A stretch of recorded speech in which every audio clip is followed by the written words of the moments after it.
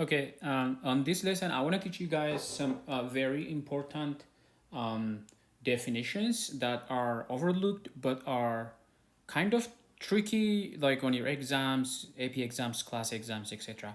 So I want to make sure you understand these really simple definitions. So we start with defining them, and then after that, we will do a few questions so that you have better understanding of the concepts. So those, I'm trying to group them into table. So the first one is really about talking about average, and then the other one is instantaneous, right? So you will be asked questions around, for example, speed. So you get a question on what's the average speed. Usually it's represented by SAVG, and this is a scalar quantity, so it does not have any direction.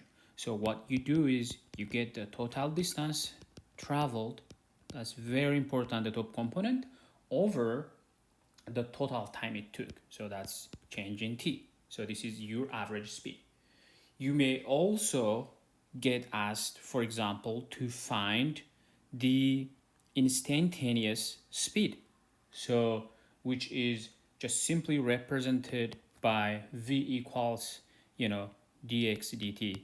This is really the instantaneous velocity at that instant of time, and usually you're looking at in a very small time window. In this case, delta t approaches zero, change in x over change in t. So we'll do this using graphical methods as well as with formulaic methods.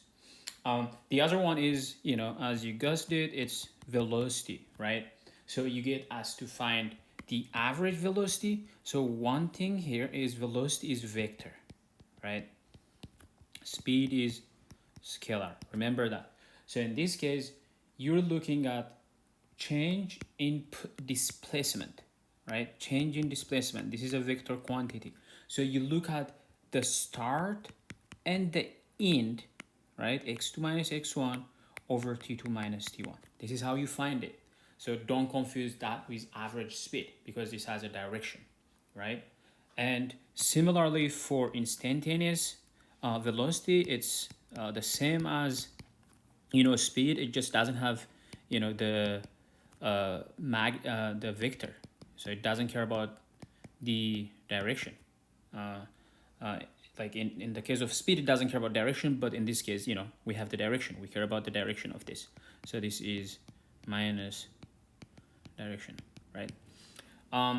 So let's just number them 1, 2, 3. And the third one is, as you guessed it, it is acceleration, right? Acceleration. And this is given by AVG. This is also a vector quantity, right? AVG. This is change in velocity over change in t. So you'll be looking at 2 points. You look at two velocities, v2 and v1, right? These are vectors. Here's also vector over t2 minus t1. That's how you find it. You just look at, for example, if you're given a graph, you look at the beginning and the end, and then you take the difference between the two for velocity and then also time. And then you divide that, you get your average acceleration, right? So that's what you call average acceleration. And then instantaneous acceleration is similar to the other instantaneous formula. So you take dv dt. This is at a given instant of time. Also, this could be, a second derivative of position, right?